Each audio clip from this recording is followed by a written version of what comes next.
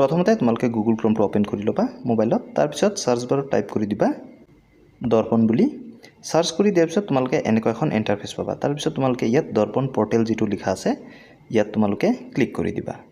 তো ক্লিক কৰি দিলে তোমালোকে এনেকুৱা এখন ইন্টাৰফেস পাবা তাৰপিছত তোমালোকে কি কৰিব লাগিব ইয়াত থ্ৰী লাইনছত ক্লিক কৰি দিবা ক্লিক কৰি দিয়াৰ পিছত তোমালোকে এনেকুৱা এখন ইন্টাৰফেস পাবা তো লগইনৰ তলতে লিখা আছে এপ্লাই নিযুত মইনা তো ইয়াত যেতিয়া ক্লিক কৰি দিবা ক্লিক কৰি দিলে ফাৰ্স্ট ইয়াৰত যদি তোমালোকে পঢ়ি আছা এইচএস ফাৰ্স্ট ইয়াৰ ষ্টুডেন্টত ক্লিক কৰি দিবা আৰু যদি তোমালোক সেকেন্ড ইয়াৰৰ ষ্টুডেন্ট হয় তেনে ক্ষেত্ৰত এইচএস সেকেন্ড ইয়াৰ বুলি ক্লিক কৰি দিবা তো ক্লিক কৰি দিলে তোমালোকে এনেকুৱা এখন ইন্টাৰফেস পাবা তোমালোকৰ যি ৰেজিষ্ট্ৰেচন নম্বৰ হয় হেতু ইয়াত দিবা তাৰ পিছত তোমালোকৰ যি ৰেজিষ্ট্ৰেচন সেশন হয় হেতু তোমালোকে ইয়াৰ পৰা বাছি দিবা তো 2526 পাবা এটো দি দিবা দি দিয়াৰ পিছত তোমাৰ ডেট অফ বাৰ্থটো দিবা আৰু ইয়াত এন্টাৰ ইওৰ পাসওয়াৰ্ড তো পাসওয়াৰ্ডটো তোমালোকে 123456 দি দিবা তাৰ পিছত তোমালোকে লগইন এজ এইচএস সেকেন্ড ইয়াৰ ষ্টুডেন্ট বুলি ক্লিক কৰি দিবা আৰু যদি তোমালোক ফাৰ্স্ট ইয়াৰৰ হয় তেনে ক্ষেত্ৰত তোমালোকে এইচএস ফাৰ্স্ট ইয়াৰত ক্লিক কৰি দিবা তো ক্লিক কৰি দিলে যেহেতু তোমালোকৰ এতিয়ালৈকে ৰেজিষ্ট্ৰেচন নম্বৰ নাই তেনে ক্ষেত্ৰত তোমালোকে তোমালোকৰ মোবাইল নম্বৰটো ওপৰৰ ঘৰটোত দিবা তাৰ পিছত ডেট অফ বাৰ্থটো তোমালোকে ইয়াত ক্লিক কৰি দিবা ক্লিক কৰি তাৰ পিছত তোমাৰ ডেট অফ বাৰ্থটো দি দিবা আৰু তোমালোকৰ যি 6 ডিজিট পিন হয় যেতিয়া তোমালোকে এই দৰ্পণ পোৰ্টেলত এপ্লাই কৰিছিলা তেতিয়া তোমালোকে 6টা ডিজিটৰ পিন সেট কৰিছিলা হেতু তোমালোকে ইয়াত দি দিবা আৰু যদি তোমালোকে পাহৰি গৈছা 6 ডিজিটৰ পিন ফৰগট লগইন ডিটেইলছত ক্লিক কৰি তোমালোকে সেই পিন সেট কৰিব পাৰিবা যদি তোমালোকৰ মনত আছে তোমালোকৰ mobile number date of birth আৰু 6 ডিজিট পিন দি লগইন এজ ষ্টুডেন্টত ক্লিক কৰি দিবা ক্লিক কৰি দিলে তোমালোকে এনেকুৱা এখন ইন্টাৰফেস পাবা তাৰ পিছত তোমালোকে কি কৰিব লাগিব এপ্লাই নিযুত মইনা স্কিম ইয়াত ক্লিক কৰি দিবা তো ক্লিক কৰি দিলে তোমালোকৰ ডিটেইলছ সমূহ ইয়াত আহি যাব যি সমূহ ডিটেইলছ তোমালোকে এডমিশনৰ কাৰণে ভৰাইছিলা সেই সমূহ ইয়াত আহি যাব তাৰ পিছত তোমালোকে ইয়াত ৰিলিজিয়নটো বাছি লবা তোমালোক কোনটো ধৰ্মৰ হয় হেতু তোমালোক দি দিবা যদি হিন্দু হয় হিন্দু দি দিবা যদি মুসলিম হয় মুসলিম জৈন হলে জৈন শিখ হলে শিখ তোমালোকে যোনটো ধৰ্মৰ হয় হেতু দি দিবা তাৰপিছত মেৰিটাল ষ্টেটাসটো যদি তোমালোকে অবিবাহিতা তেনে ক্ষেত্ৰত আনমেৰিড দি দিবা বিবাহিতা হলে এনেও এই স্কিমটো নাপায় তো আনমেৰিড যি সমূহে এতিয়ালৈকে বিয়া হোৱা নাই সেই ছাত্ৰীসমূহে ইয়াত আনমেৰিড দি দিবা তাৰপিছত আধাৰ নম্বৰটো ইয়াত দিয়েই থাকিব তাৰপিছত তোমালোকে ভেৰিফাই আধাৰত ক্লিক কৰি দিবা তো ক্লিক কৰি দিলে এনেকুৱাকৈ সাকসেস বুলি আহি যাব অৰ্থাৎ তোমালোকৰ যি আধাৰৰ লগত মোবাইল নম্বৰটো লিংক আছে তাত এটা ওটিপি যাব তো ওকেত ক্লিক কৰি দিবা ক্লিক কৰি দিলে তোমালোকৰ যি ওটিপি মোবাইলত পাবা সেই ওটিপিটো এটো বক্সত ভৰাই ভেৰিফাই ওটিপিত ক্লিক কৰি দিবা ওটিপিটো ভৰাই দিয়াৰ পিছত তোমালোকে ভেৰিফাই ওটিপিত ক্লিক কৰি দিবা তো ক্লিক কৰি দিলে তোমালোকে চাব পাৰা যে ভেৰিফাইড হৈ গৈছে তো ওকেত ক্লিক কৰি দিবা ক্লিক কৰি দিলে তোমালোকে ইয়াত দেখা পাবা যে ভেৰিফাইড অন 14th আগষ্ট 2026 আৰু টাইমটো দিয়া থাকিব তাৰ পিছত তোমালোকে কি কৰিবা তললৈ যাবা তললৈ যোৱাৰ পিছত তোমালোকৰ যি এড্ৰেছ হয় হেতু দিব লাগিব প্ৰথমতে তোমালোকে ইয়াত পাৰ্মানেন্ট ৰেসিডেন্ট অফ আসাম ইয়াত ইয়েস দি দিবা যেহেতু তোমালোক অসমৰ স্থায়ী বাসিন্দা হয় তো ইয়েস দি দিবা তাৰ পিছত এৰিয়া অফ ৰেসিডেন্স ইয়াত যেতিয়া ক্লিক কৰিবা দুটা অপচন পাবা আৰবান এণ্ড ৰুৰেল যদি তোমালোক গাঁও অঞ্চলৰ হয় তেনে ক্ষেত্ৰত ৰুৰেল দি দিবা আৰু যদি তোমালোক চহৰীয়া অঞ্চলৰ হয় তেনে ক্ষেত্ৰত আৰবান দি দিবা তো যেহেতু গাঁও অঞ্চলৰ হয় তো ৰুৰেল দি দিলো তাৰ পিছত তোমালোকে ইয়াত ডিস্ট্ৰিক্ট দেখা পাবা তোমালোকৰ যি ডিস্ট্ৰিক্ট হয় হেতু ইয়াত বাই ডিফল্ট আহি থাকিব কাৰণ তোমালোকে অলৰেডি দৰ্পণ পোৰ্টেলত এপ্লাই কৰিছিলা তাৰ পিছত ব্লক নেম তোমালোকে কি কৰিব লাগিব ইয়াত যেতিয়া ক্লিক কৰিবা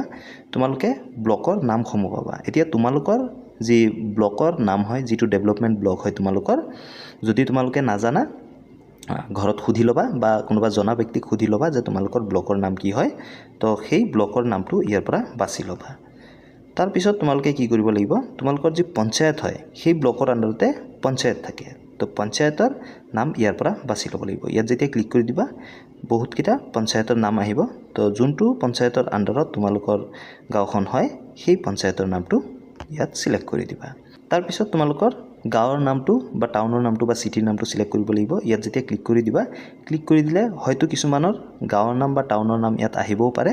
যি সমূহৰ নাহে ভয় খাব নালাগে তোমালোকে আদাৰ্সত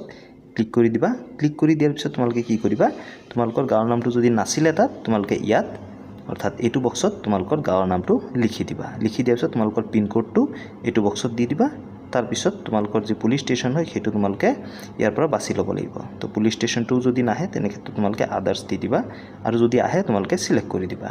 যেতিয়া তোমালোকে পুলিশ ষ্টেচনটো আদাৰ্স দি দিবা তাৰ পিছত তোমালোকে কি কৰিবা ইয়াত পুলিশ ষ্টেচনৰ নামটো লিখি দিবা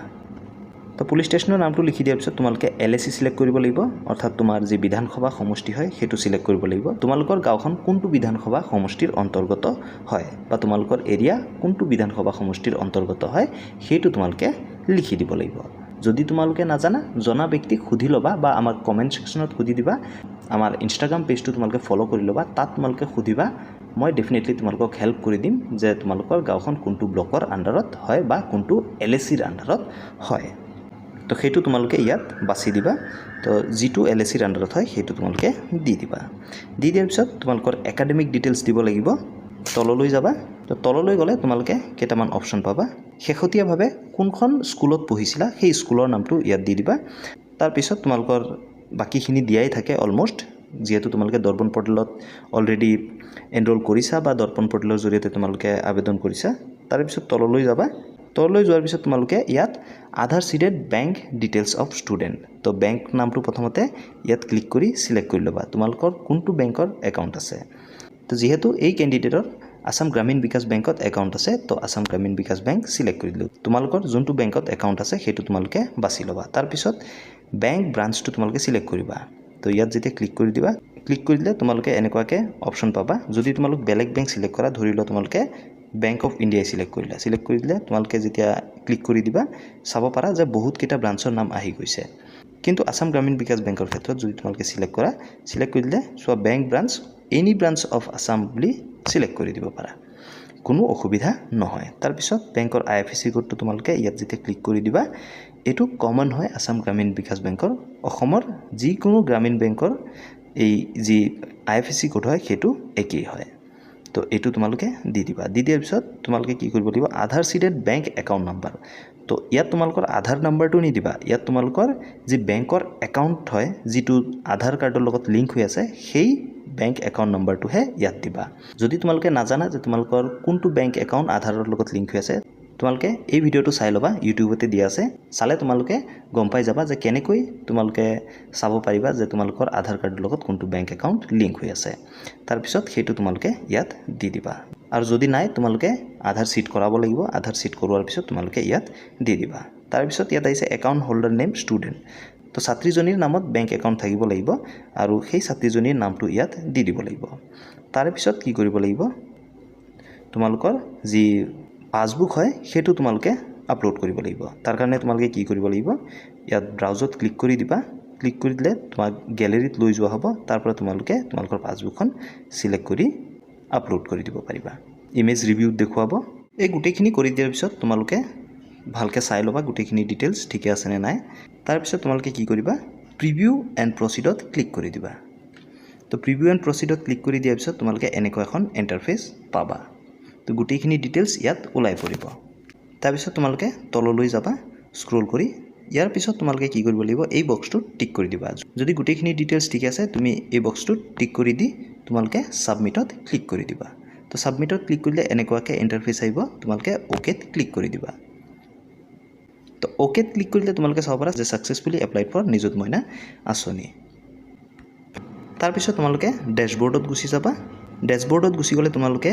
ইয়াতে চাব পাৰিবা যদি তোমালোকৰ কিবা ভুল হৈ আছে নিযুত মইনা আঁচনিৰ এপ্লাই কৰোতে এডিট নিযুত মইনা আঁচনিত ক্লিক কৰি তুমি এডিট কৰিব পাৰিবা বা কাৰেকশ্যন কৰিব পাৰিবা আৰু যদি গুটেইখিনি ডিটেইলছ ঠিক আছে তোমালোকে ডাউনলোড একনলেজমেন্ট ৰিসিপ্টত ক্লিক কৰি দিবা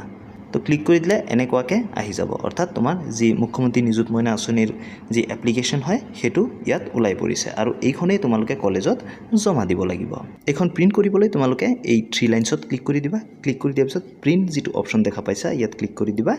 ক্লিক কৰি দিলে এনেকুৱাকে আহি যাব তাৰ পিছত তোমালোকে ইয়াত যি PDF অপচনটো দেখা পাইছা ইয়াত ক্লিক কৰি দিবা ক্লিক কৰি দিলে এনেকুৱাকে ফোল্ডাৰ আহি যাব তো তোমালোকে যোনটো ফোল্ডাৰত সেভ কৰিম বুলি ভাবিছা সেই ফোল্ডাৰটো সিলেক্ট কৰি সেভত ক্লিক কৰি দিবা তো ক্লিক কৰি দিলে তোমালোকৰ এই যি প্ৰিন্ট আউট কপি হয় সেইটো সেভ হৈ যাব আৰু তোমালোকে এইখনে কলেজত জমা দি দিবা যদি ভিডিওটো ভাল লাগিল বা হেল্পফুল লাগিল প্লিজ লাইক এটা কৰি দিবা আৰু এই ভিডিওটো তোমাৰ বন্ধু বান্ধৱী সকলোৰ লগত শেয়াৰ কৰি দিয়া যেন সিহঁতেও নিজৰ মোবাইলৰ পৰাই নিযুত মইনা আঁচনিৰ কাৰণে আবেদন কৰিব পাৰে